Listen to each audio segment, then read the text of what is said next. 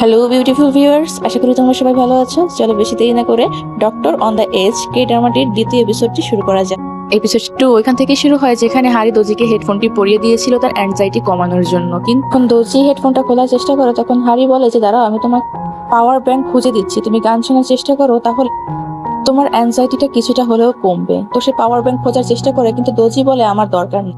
কিন্তু হারি বলে যে দেখো, আমার কাছে মনে হয় তুমি ঠিক নেই, কারণ গতদিন আমি যখন তোমাকে হসপিটালে নিচ্ছিলাম তুমি কান্না করছিলে। সো আমাদের গতকালের একটি সিন দেখানো হয়। কিন্তু হারির এই কথা শুনে দোজি এরও উল্টো হারির উপর রেগে যায় এবং বলে আমি তো তোমাকে বলিনি আমাকে সাহায্য, দেখো তুমি তোমার লাইন বারবার ক্রস করো না। এটা বলে সে সেখান থেকে তার কর্মস্থলে চলে যায় এবং সেখানে থাকা হেড নার্স তাকে জিজ্ঞাসা করে তুমি কোথায় ছিলে, এত দেরি কেন হয়েছে। তো দোজি তাকে বলে যে আমার শিপে উঠতে দেরি হয়ে গিয়েছিল এবং আমি সেখানে ঘুমিয়ে পড়েছিলাম। এখানে সে মিথ্যা কথা বলে।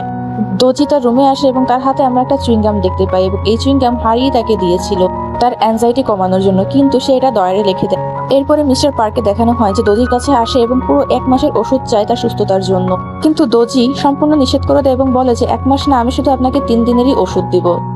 সো মিস্টার পার্ক সিনিয়র নার্সের কাছে যায়। সিনিয়র নার্সও তাকে শুধু 3 দিনের ওষুধ দেয়, যার জন্য সে রাগ হয়ে যায় এবং বলে সে তাদের বিরুদ্ধে কমপ্লেন করবে। তাকে তারা বোঝানোর চেষ্টা করে কিন্তু সে কোনো কথা শোনে না। এরপরে দোজি এবং তার নার্সরা সহ যখন একসাথে ডিনার করছিল তারা বলছিল দোজি তোমার উচিত যে যেমন চায় তাকে সেইভাবেই ট্রিট করা।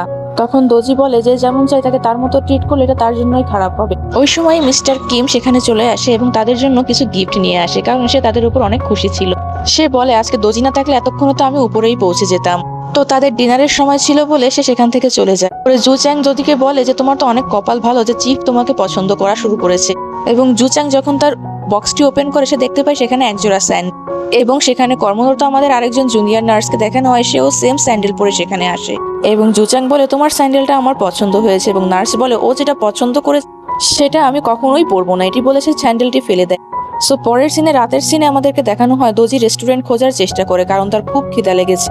কিন্তু কোনো রেস্টুরেন্ট ওপেন না থাকার কারণে সে শপে যায় বিয়ার কিনতে, কিন্তু সেই মুহূর্তে হারি আসে এবং সেখানে থাকা সমস্ত বিয়ার কিনে নিয়ে চলে যায়। হারির পিছে পিছে দোজিও যায়। তখন হারি বলে আমি তোমার সাথে কথা বলবো না, যদি আমি তা করি তাহলে তুমি বলবে যে আমি লাইন ক্রস করছি আর তুমি কি আমাকে স্টপ করছো, কারণ আমি যেখানে যাই তুমি সেখানে চলে আসো। দোজি রেগে যায় এবং বলে যে উল্টো আমি তোমার আগে এখানে এসেছি, তুমি আরো উল্টো আমাকে স্টপ করছো। এরপরে আমাদেরকে হারিকে দেখানো হয় যে দোজি হারিকে আটকাতে চায় কিন্তু সে স্লিপ কেটে পড়ে যায় এবং হারি তাকে বাঁচায়। এর পরের সিনে আমাদের হারি সম্পর্কে জানানো হয় যে একটা ভালো ইউনিভার্সিটি থেকে নার্সিং কমপ্লিট করে এসেছে এবং সেও এই হসপিটালে কাজ নিয়েছে এবং তারা সকলে মিলে সবার সাথে পরিচিত হয়। জি অংকে দেখানো হয় যে হারির দিকে এক দৃষ্টিতে তাকিয়ে থাকে এবং আমরা বুঝতে পারি সে হারিকে পছন্দ করতে শুরু করেছে। সো হারি বুঝতে পারে যে দোজি একজন ডাক্তার। সো সেখানে থাকা জুনিয়র নার্স হারিকে কি কাজ দেবে বুঝতে পারে না, তাই সে বলে যে তুমি প্রতিটি বাথরুমে গিয়ে টয়লেট পেপার লাগিয়ে আসো। এবং এই কথা হারিকে বলার পরে সে বলে যে এটা আমি কি বললাম। এরপরে দোজিকে দেখানো হয় যার কাছে সিনিয়র নার্স আসে এবং বলে তোমাকে একটি ক্যান্সার পেশেন্টকে চেক করতে যেতে হবে। কিন্তু দোজি বলে যে আমি তো অ্যাড্রেস বা লোকেশন জানি না, আমাকে কে সাহায্য করবে। তো সেখান দিয়ে হারি যাচ্ছিল, সে হারির হাত ধরে বলে তুমি হারিকে নিয়ে যাও, হারি তোমাকে সাহায্য করবে। তারা দুজনে একসাথে রওনা হয় শিপ দিয়ে যাওয়ার জন্য, কারণ তারা যদি হেঁটে যায় তাহলে তাদের অনেক সময় লাগবে। কিন্তু দোজিকে দেখানো হয় যে শিপ দিয়ে যাওয়ার জন্য অনেক অ্যাংজাইটি ফিল করে এবং বলে আমার অনেক যেতে দেরি হলো, আমি হেঁটে হেঁটে যাবো, তুমি শিপ দিয়ে চলে যাও। কিন্তু হারি দোজিকে একা ছাড়তে চায় না, তাই সে দোজির পিছে পিছে চলে আসে এবং তখন হারি লক্ষ্য করে যে দোজির শার্টের উপরে একটা স্পাইডার আছে। তো হারি দোজিকে বলে যে তোমার কাঁধের উপর একটি স্পাইডার আছে যেটা অনেক বিষাক্ত, কিন্তু আমি যদি তোমাকে হেল্প করি তাহলে তুমি তো বলবে যে আমি আমার লাইন ক্রস করছি। এবং আমরা বুঝতে পারি দোজির ইনসেক্ট ফোবিয়া আছে, তাই সে হারিকে বলে যে তুমি তোমার লাইন ক্রস করতে পারো। স্পাইডারটি আস্তে আস্তে দোজির গলা পর্যন্ত চলে আসে এবং হারিকে বলে তাড়াতাড়ি করো, এবং স্পাইডারটি দোজির শার্টের ভিতরে ঢুকে যায়। তো হারি এসে তাড়াতাড়ি দোজিকে জড়িয়ে ধরে এবং তার শার্টের ভিতর দিয়ে 2 হাত ঢুকিয়ে দেয় এবং স্পাইডারটিকে ধরার চেষ্টা করে এবং পরবর্তীতে সে স্পাইডারটিকে তুলে বাহিরে ফেলে দেয়। দোজি বলে তুমি তো বলেছিলে যে স্পাইডারটা অনেক বিষাক্ত, কই? কিন্তু হারি কোনো জবাব দেয় না এবং সে একটু মুচকি হেসে সেখান থেকে চলে যায়। তারা তাদের ডেস্টিনেশনে পৌঁছে যায়। সো তারা যখন পৌঁছে যায় তখন তারা সেখানে মিস্টার কিম কিম বলে ডাকার চেষ্টা করে, কিন্তু তারা কোনো রেসপন্স পায় না। বিনা অনুমতিতে হারি ভিতরে ঢুকে যায়, কিন্তু দোজি তাকে আটকানোর চেষ্টা করে কিন্তু হারি কোনো কথা শুনে না। এবং মিস্টার কিম মানে সেই ক্যান্সার পেশেন্টটি বেরিয়ে আসে এবং তাদের বিনা অনুমতিতে প্রবেশ করার জন্য তাদেরকে অনেক বেশি কথা বলে এবং বলে যে তোমাদের কাছ থেকে আমি কোনো প্রকার ট্রিটমেন্ট নিতে চাই না, তোমরা আসতে পারো। তখন হারি তাকে বলে যে তোমার মেয়ে তোমাকে নিয়ে অনেক বেশি চিন্তা করছে এবং সেই তোমার কাছে আমাদেরকে পাঠিয়েছে। এবং এটা শোনার পরে মিস্টার কিম আরো বেশি রেগে যায় এবং তার হাতে থাকা একটি কাস্তি নিয়ে তার কাছে আগাতে আসে। এবং সে বলে যে তোমরা যদি এখান থেকে না যাও তাহলে মারাত্মক কিছু করে ফেলবো। তখন হারি রেগে যায় এবং বলে যে আপনার মেয়েকে আমি বলে দেবো সে যেন আপনাকে নিয়ে চিন্তা না করে, আর আমি এটাও বলে দেবো যে তার পিতার ব্যবহার মানুষের সাথে কত বড় জঘন্য। সো তারা যে পেশেন্টকে ট্রিটমেন্ট করতে গিয়েছিল সেটা যেহেতু অনেক দূরে ছিল তাই তাদের অনেক বেশি দেরি হয়ে যায় এবং রাত হয়ে যায়। সো হারি যেহেতু বুঝতে পেরেছিল দোজি একটু ভীতু টাইপের, সে বলে যে রাতের কারণে সে রাস্তা ভুলে গিয়েছে এবং এটা একটা হন্টেড, এবং এটা বলে সে দোজিকে ভয় দেখাতে শুরু করে এবং দোজি বেচারা ভয় পেতেও শুরু করে। তখন দোজি হারিকে বলে যে চলো আমরা এসব না করে রাস্তা খুঁজি। তখন হারি বলে যে কেন, তুমি কি ভয় পাচ্ছ নাকি? তো দোজি বলে যে না কই না তো, আমি তো মোটেই ভয় পাই না, তুমি কি বলছো? তো এই মুহূর্তে সেখানে জিয়ং চলে আসে এবং সে হারিকে একটি হেলমেট পরিয়ে দেয় এবং হারিকে নিয়ে সে সেখান থেকে চলে যায় এবং দোজি চিল্লাতে শুরু করে যে আমাকে কে নিয়ে যাবে, এবং সে চেঁচাতে চেঁচাতে কান্না করতে করতে বলে আমি অনেক ভয় পাই, আমাকে নিয়ে যাও। কিন্তু তারা দোজিকে কোনো পাত্তা দেয় না এবং রওনা করে এবং চিয়ং হারিকে বলে যে শক্ত করে ধরো। তো হারি চিয়ংকে শক্ত করে জড়িয়ে ধরে এবং চিয়ং বলে তোমাকে আমাকে ধরতে বলিনি, সিটের কর্নার ধরতে বলেছি, তাই তুমি কি আমাকে ভুলে গিয়েছো? তখন আমাদের একটি ফ্ল্যাশব্যাক দেখানো হয়। সো হারি তার ফোন ভুলে ফেলে এসেছিল এবং জি চ্যাং সেই ফোনটা হারিকে দিতে এসেছিল। তিনি মনে করেছিল যে জি চ্যাং হয়তো তার নাম্বার চায় এবং বলে আমার বয়ফ্রেন্ড আছে, কিন্তু এই ঘটনা সম্পূর্ণভাবে হারি ভুলে গিয়েছে। তো জি চ্যাং হারিকে বলে আমি তোমাকে সব বলবো যদি তুমি আমাকে ট্রিট দাও। তো তারা সেই পেটওয়ালা আন্টির রেস্টুরেন্টকে চলে যায় এবং তারা গিয়ে দেখতে পারে সেখানে আগে থেকে দোজি আছে এবং তারা ভাবে যে দোজি এত তাড়াতাড়ি কিভাবে আসলো।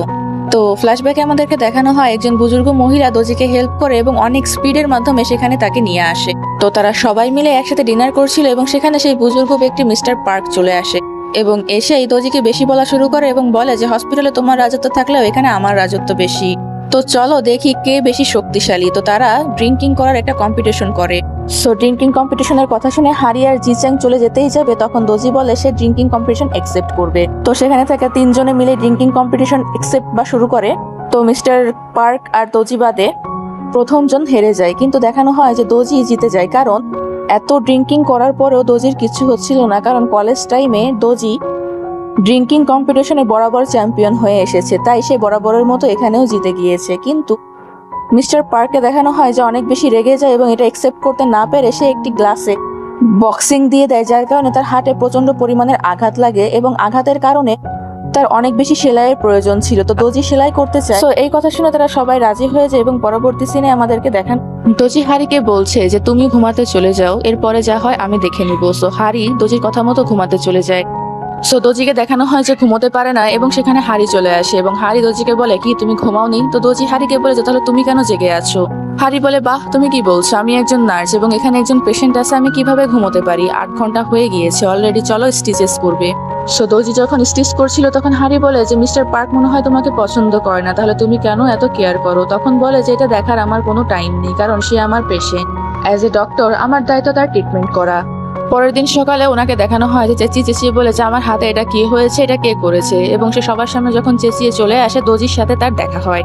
দোজি বলে যে কালকে রাতে আপনি অনেক বেশি ড্রিঙ্ক করেছিলেন এবং আপনার হাত একটি গ্লাসে মেরেছিলেন, যার কারণে এই অবস্থা। কিন্তু সে দোজির কথা বিশ্বাস করতে চাইছিল না। তখনই সেখানে ভিলেজ চিফ চলে আসে এবং সে ওই ওল্ড ম্যানকে বলে যে তোমার অনেক স্বভাব খারাপ, তুমি সবকিছু ভুলে যাও এবং উল্টো মানুষের উপর ব্লেম করো, এবং সে সবার জন্য রামেন নিয়ে এসেছিল। সো সে সবাইকে রামেন দিয়ে সেখান থেকে মিস্টার ওল্ডম্যানকে নিয়ে চলে যায়। পরবর্তী সিনে আমাদেরকে দেখানো হয় হারি দোজিকে বলে যে উনি কেসের জন্য চিল্লাফাল্লা করছিল জানো, কারণ উনি যে হেরে গেছে এটা উনি এক্সপোজ করতে চাচ্ছিল না, যার কারণে হাইড করার জন্য উনি এমনটা করছিল। এটা শোনার পরে দোজির ক্যান্সার পেশেন্টের কথা মনে পড়ে যায় এবং হেড নার্সকে বলে সে দ্রুত ওই পেশেন্টের বাড়ির দিকে চলে যায় এবং হারিও তার পিছে পিছে চলে আসে এবং সে দেখে যে দোজিকে দেখে সে তার পা লুকানোর চেষ্টা করে এবং এটা নোটিস করে হারি আর দোজি মিলে জোর জবরদস্তি করে তার পা চেক করা শুরু করে দেয় এবং দোজি যখন দেখতে পায় তখন সে বুঝতে পারে তার ডায়াবেটিক্সে আছে, যার কারণে তার পায়ে পুরো পচন ধরে গিয়েছে। তখন মিস্টার কিম বলে যে আমি একদম ঠিক আছি, কিন্তু দোজি নাকচ করে দেয় এবং বলে যে আমরা যদি আপনার ট্রিটমেন্ট না করি তাহলে আপনার পুরো পা আমাদেরকে কেটে ফেলতে হবে। কিন্তু মিস্টার কিম তাদেরকে জোর করে সেখান থেকে অপমান করে পাঠিয়ে দেয়। কিন্তু যাওয়ার পথে দোজি লক্ষ্য করে যে গুড়ি গুড়ি বৃষ্টিপাত হচ্ছে এবং যাওয়ার পূর্বে আমাদেরকে হারিকে দেখানো হয় যে মিস্টার কিমের সাথে কিছু কথা বলে, কিন্তু কি কথা বলে সেটা দোজি শুনতে পায় না। সো মুড অফ থাকার কারণে হাই দোজিকে বলে যে চলো আমরা একসাথে মিলে রামেন খাই। তো দোজি রাজি হয়ে যায় এবং রামেন খায় এবং এরই মধ্যে একজন লোক তাদের হসপিটালে এন্ট্রি করে, যাকে দেখে পুরো ভুতুরে ভুতুরে মনে হচ্ছিল এবং এটা আর কেউ ছিল না, মিস্টার কিম ছিল। এবং মিস্টার কিম দোজির কাছে ট্রিটমেন্ট করাতে থাকে। তো দোজি তাকে বলে যে আপনি তো ট্রিটমেন্ট করাতে চাচ্ছিলেন না, তাহলে কেন আপনি এখন রাজি হয়ে গেলেন? তখন মিস্টার কিম বলে ওই মেয়েটির কারণেই আমি রাজি হয়ে গিয়েছি, ও আমাকে বলেছে আপনি মারা যেতেই পারেন, তাতে কিছু হবে না, কিন্তু আপনি চলে গেলে আপনার মেয়ের কি হবে? সে তো আপনার জন্য কেঁদে কেঁদে আফসোস করতে করতে মারা যাবে, এবং তার কথা পুরো আমার হৃদয়ে লাগে। তো এতদিন আমি শুধু আমার ওয়াইফের জন্য বেঁচে থাকার চেষ্টা করছিলাম, কিন্তু তারপরে ওর কথা শুনে আমি বুঝতে পারি যে এখন আমি আমার মেয়ের জন্য বাঁচার চেষ্টা করব। এই কথা শোনার পর দোজিকে দেখানো হয় যে ও ইমোশনাল হয়ে যায়। হারি আর দোজি মিলে একসাথে কথা বলছিল, তখন হারি দোজিকে জিজ্ঞাসা করে তুমি কিভাবে বুঝলে যে মিস্টার কিম কিছু লুকানোর চেষ্টা করছে। তখন দোজি বলে যে তোমার মাধ্যমে তো বুঝতে পারলাম, তোমার কথার পরে আমার মনে হলো যে যখন কেউ কিছু লুকানোর চেষ্টা করে তখন সে এরকম বিহেভ করে যাতে কেউ কিছু বুঝতে না পারে, রাফ বা রুড বিহেভ করে। তখন সে হারির পায়ে একটি কার্ড দেখতে পায় এবং সে ট্রিটমেন্ট করা শুরু করে। তখন হারি বলে যে তাহলে তুমিও কিছু লুকাচ্ছ, কারণ আমি তোমাকে দেখেছি যখন তুমি শিপের সামনে যাও তোমার অনেক বেশি অ্যাংজাইটি ফিল হয়, তোমার পাস্টেও এমন কিছু আছে যার কারণে এরকম হয় যেটা তুমি শেয়ার করতে চাও না, তাই না? কিন্তু দোজি নিশ্চুপে তার দিকে তাকিয়ে থাকে। তো হারি বলে যে ঠিক আছে, তোমার বলার দরকার নেই, আমি নিজেই জেনে নিব।